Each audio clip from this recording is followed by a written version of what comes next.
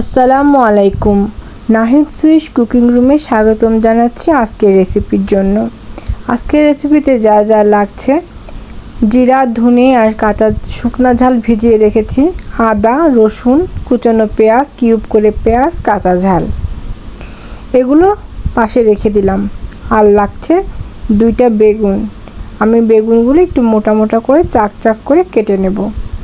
বেগুনগুলো কাটা হয়ে গেলে ভেতরে বিশেষ করে লক্ষ্য রাখবে যেন এর মধ্যে পোকা না থাকে।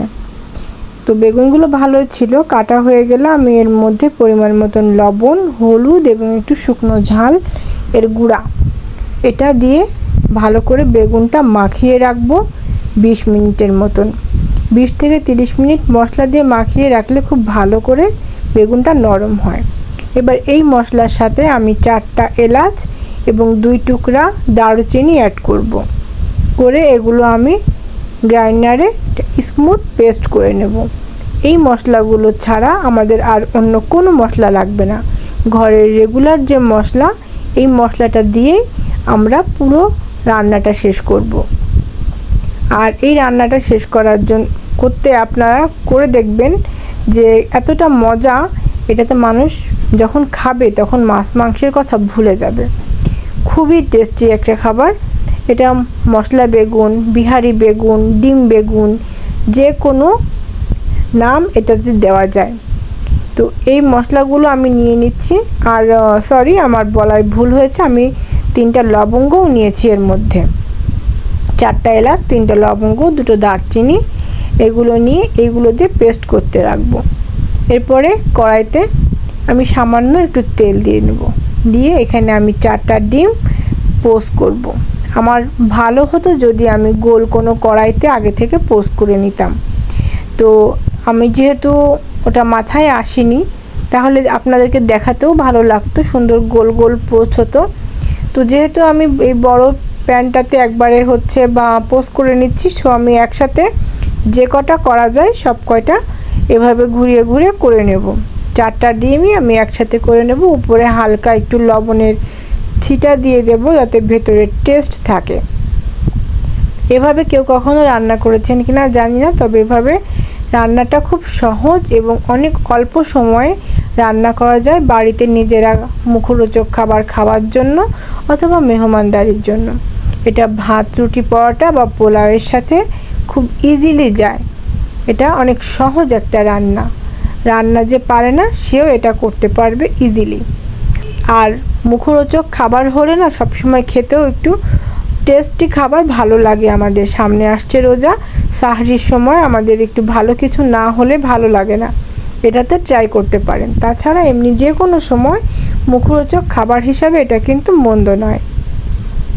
এবার আর কোনো তেল দেব না। এবারে শুকনো খোলাতে আমি মাখিয়ে রাখা বেগুনটা ঢেকে ঢেকে 10 মিনিট করে এপাশ ওপাশ করে ভেজে নেব। এটা যখন আমি এপাশ ওপাশ করে ভাজবো, এটা কিন্তু পুড়ে যাবে না, পুড়তে দেওয়া যাবে না, কিন্তু এটা নরম হয়ে যাবে।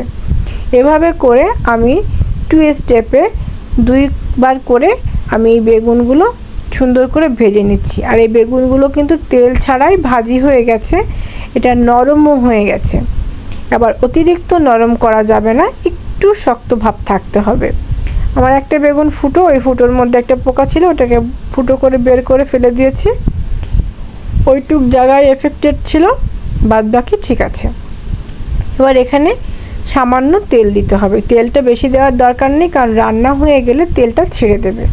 এবার ওখানে 1/2 কাপ পেঁয়াজ কুচি দেওয়া হচ্ছে।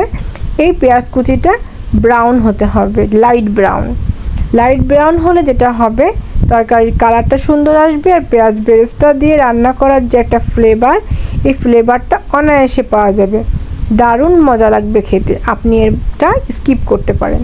এবার তেলটা গরম হলে আমি এখানে শুকনো ঝাল দিয়ে দেব কালার আসার জন্য, হলুদ দিয়ে দেব আর বেটে রাখা মশলা, সেই সাথে স্বাদ মতো লবণ।